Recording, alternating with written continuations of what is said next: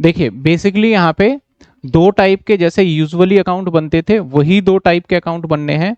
एक बनना है हमारा पार्टनर्स कैपिटल और एक बनेगा हमारा एग्जीक्यूटर। तो पहले तो हम फॉर्मेट समझ लेते हैं कि दोनों कौन सा अकाउंट होगा और किस तरीके से रहेगा।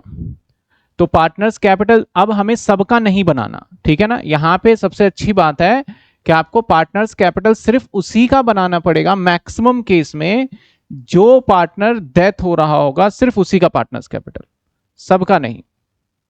तो ये बन जाएगा हमारा पार्टनर्स कैपिटल। अब पार्टनर्स कैपिटल में आपको पता है कि क्रेडिट साइड में आएगा वो जो पार्टनर रिसीव करेगा, डेबिट साइड में वो रहेगा जो कि पार्टनर रिसीव नहीं करेगा, पार्टनर को देने हैं, और क्रेडिट साइड में फर्म को देने हैं। मान लेते हैं कि ये जेड था तो जेड का कैपिटल बना लिया हमने, जेड का कैपिटल, ठीक है। अब यहां पे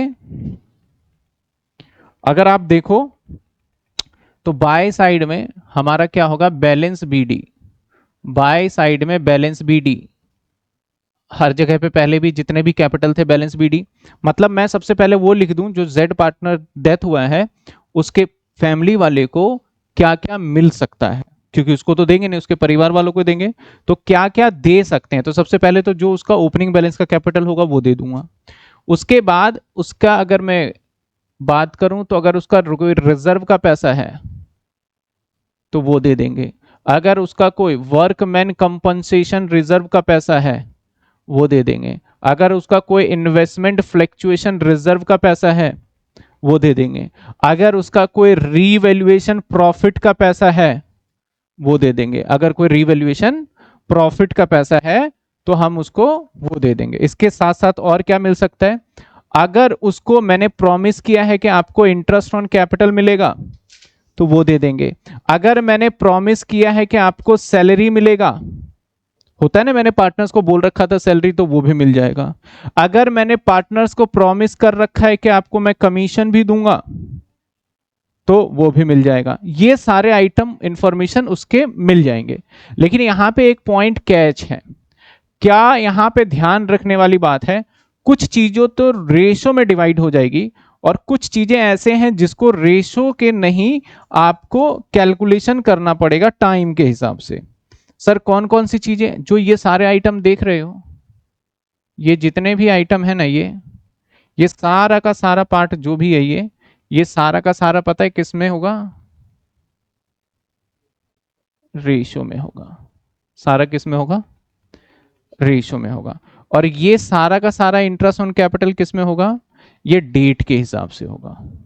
ये किसके हिसाब से होगा, जैसे मैंने बोला 6 महीने अगर उसका होता है तो 6 महीने का ब्याज निकालोगे। ऐसे सैलरी 6 महीने काम करता है तो 6 महीने का निकालोगे। 2 महीने काम कर रहा है तो 2 महीने का निकालोगे। लेकिन ये जितनी चीजें हैं वो रेशो में क्यों होगा, क्योंकि ये डेटा जो होता है ना वो लास्ट ईयर का होता है, जो उसने अपना सारा काम कर चुका है। ये किसका होगा, हमारा लास्ट ईयर का। रिजर्व अभी तो, रिजर्व कब बनता है, जब बैलेंस शीट बनेगा, प्रॉफिट आएगा फिर बनेगा। तो अगर इसमें रिजर्व है तो इसका मतलब अभी तो बैलेंस शीट बना ही नहीं है, बैलेंस शीट तो पिछले साल का है, तो ये रिजर्व भी पिछले साल का होगा, वर्कमैन कंपनसेशन भी पिछले साल का होगा। तो जो बैलेंस शीट में ये सारी जानकारी होगी वो सब लास्ट ईयर की होती है। तो उसमें तो कोई हमें टाइम वगैरह नहीं करना, सिंपल रेशियो में कर देना है। लेकिन जो ड्यूरिंग द ईयर होगा ये होगा। एक और पार्ट रहेगा इसका गुडविल, जो वो भी रेशियो में नहीं होगा, गुडविल भी लास्ट ईयर पे होगा। तो गुडविल में क्या करेंगे, एक्स का कैपिटल जो देगा और बाय वाई का कैपिटल, ये दोनों गुडविल के लिए हो जाएगा। जो भी गेनिंग रेशियो निकल के आएगा वो हो जाएगा। अब इस साइड में हम क्या करने वाले हैं, अगर जो पार्टनर से लेना है, अगर उसने क्या कर रखा है ड्राइंग, तो इस साइड आ जाएगा। अगर इंटरेस्ट ऑन ड्राइंग हो तो वो भी इस साइड आ जाएगा।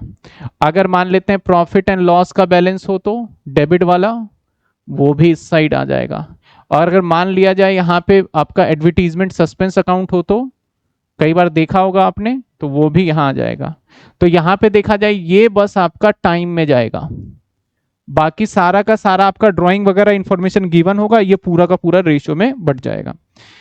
अब यहाँ पे बैलेंस सीडी नहीं लिखेंगे, अब यहाँ पे बैलेंस सीडी नहीं लिखने वाले। क्यों नहीं लिखेंगे सर, बैलेंस सीडी का मतलब होता है इस पार्टनर्स कैपिटल को हमें आगे लेके जाना होगा। किसके, जेड के कैपिटल को हमें सीडी का मतलब होता है कैरी डाउन, मतलब आगे ले जाओ। लेकिन आप अच्छे से जानते हो कि इस पार्टनर्स का कैपिटल आगे जाएगा या नहीं जाएगा, नहीं जाएगा, क्योंकि ये पार्टनर नहीं रहा, तो इसका काम यहीं पे हमारा जो भी हिसाब किताब है करना है। तो पहले हम यहां पे क्या करेंगे, एग्जीक्यूटर को बुलाएंगे, एग्जीक्यूटर को बुलाएंगे और एग्जीक्यूटर का बैलेंस लिखेंगे। ठीक है, एग्जीक्यूटर का मतलब होता है उसके परिवार वाले, उसके रिलेटिव। एग्जीक्यूटर उसको क्या बोलते हैं हम, एग्जीक्यूटर। तो उसके रिलेटिव को बुलाएंगे। अब यहां पे एक एग्जीक्यूटर अकाउंट बनाना होगा, बड़ा आसान है, कुछ भी नहीं है एग्जीक्यूटर में। हाँ, जहां पे सेटलमेंट वाला बात आता है ना, वहां पे थोड़ा सा रहता है। बाकी एग्जीक्यूटर देखो कैसे होगा, देखो अब यहां पे हमारा होगा जेड का एग्जीक्यूटर अकाउंट, ये आ जाएगा पर्टिकुलर अमाउंट, पर्टिकुलर। अब सिंपल सी बात है, एग्जीक्यूटर का बैलेंस 2 में निकला है, तो यहां पे जब हम एक अकाउंट से दूसरे अकाउंट पे ले जाते हैं, तो आप वैसे याद करना, जैसे हमारा रिवैल्यूएशन अकाउंट था, तो वहां अगर प्रॉफिट निकलता था 2 में, तो पार्टनर्स कैपिटल में ले जाते टाइम पे हम कहां लिखते थे, बाय में, है ना।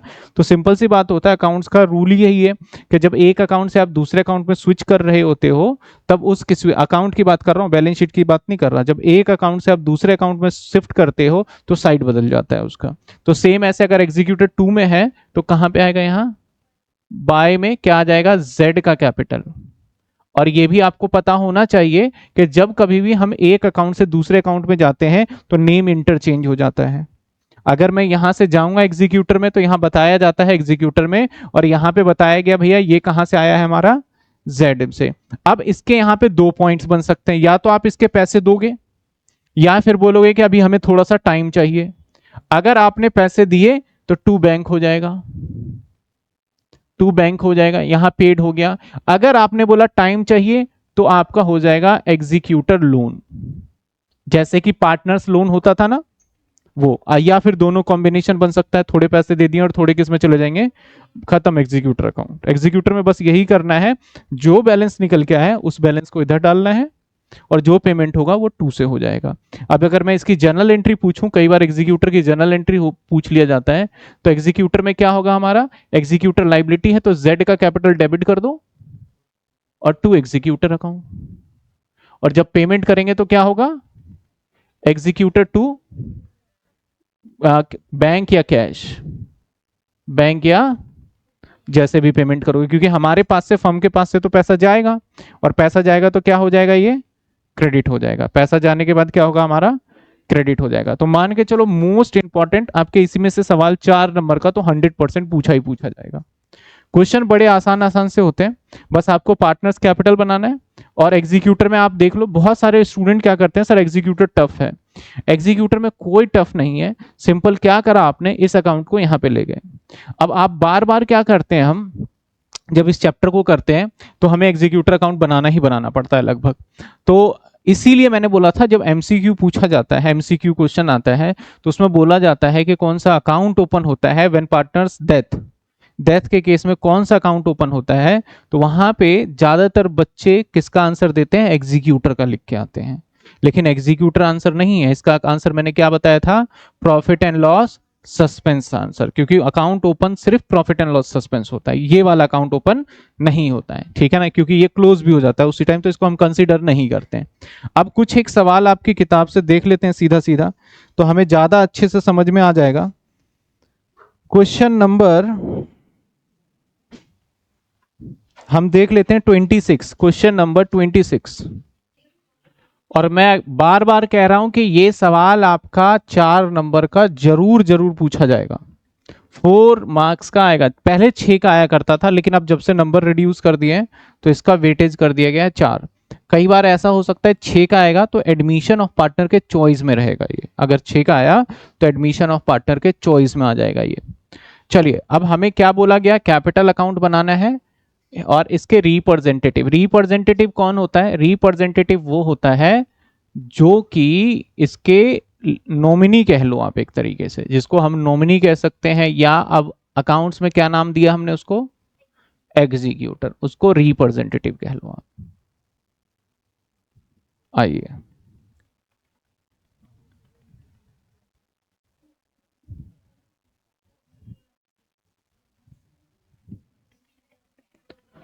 अब यहां पे आ जाते हैं, कहता है इकबाल, कमल, पार्टनर, प्रॉफिट शेयरिंग रेशियो 3:2 है और कमल डेथ हो गया। वैसे टेक्निकली ये क्वेश्चन गलत है, क्योंकि दो पार्टनर्स में से जब एक पार्टनर डेथ हो जाता है तो पार्टनरशिप डिसॉल्व भी हो जाता है, लेकिन क्योंकि ये क्वेश्चन है तो हमें करके दिखाना होगा। ठीक है, तो अब हमारा इकबाल है और कमल है और यहां पे रेशियो 3:2 का दे रखा है। कहता है Kamal died 3 month after the date of balance sheet, यानी आपको डेट नहीं दिया लेकिन इसने कहा कि हाँ भाई ये 3 महीने काम करता है, बैलेंस शीट जो बना उसके बाद इसने 3 महीने काम किया और उसके बाद इसकी डेथ हो जाती है। According to partnership deed his legal heir and tied to following, partnership deed के हिसाब से इसका जो भी उत्तराधिकारी होगा, रिप्रेजेंटेटिव होगा, उसको क्या चीजें मिलेंगी वो चीजें बताई गई। तो क्या क्या चीजें मिलेगी, बोला ए पार्ट, सबसे पहले तो उसका कैपिटल मिल जाएगा बैलेंस शीट के हिसाब से, जो भी बैलेंस शीट के हिसाब से कैपिटल है एक तो वो देना ही देना है, अगर ये नहीं बोलता तब भी हम दे देते हैं। इसके बाद कहता है इंटरेस्ट ऑन कैपिटल भी मिलेगा 3% per annum on the date of death तक का, यानी 3 महीने का ब्याज कैलकुलेट होगा, क्योंकि 3 महीने का गया, मैंने कहा ना इंटरेस्ट को मंथ वाइज कैलकुलेट करेंगे। His share profit till the date of death calculate on the basis of last year profit, जो पिछले साल का प्रॉफिट था वही इस साल का मान के इसका प्रॉफिट का हिस्सा बता देना मिलेगा। ये तो बोला गया कि ये तो रूल है।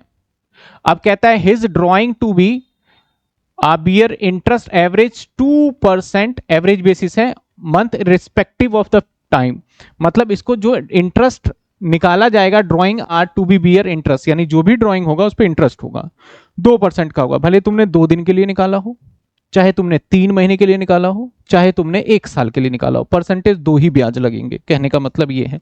कहां से पता चला, कहता है his drawing are to be bear interest at a average rate 2%, the amount irrespective of period, कितने टाइम के लिए, इरिस्पेक्टिव का मतलब मायने ही नहीं रखता कि कितने समय के लिए किया आपने, इरिस्पेक्टिव का मतलब कोई मतलब नहीं है कितने समय के लिए, तो सीधा सीधा 2% इंटरेस्ट ऑन ड्रॉइंग आ जाएगा।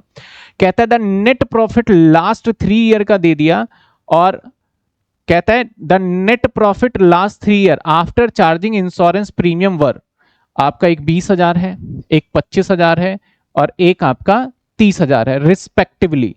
कहता है कमल्स कैपिटल बैलेंस शीट में 40,000 का था और his drawing till the date आपका 5,000 का था।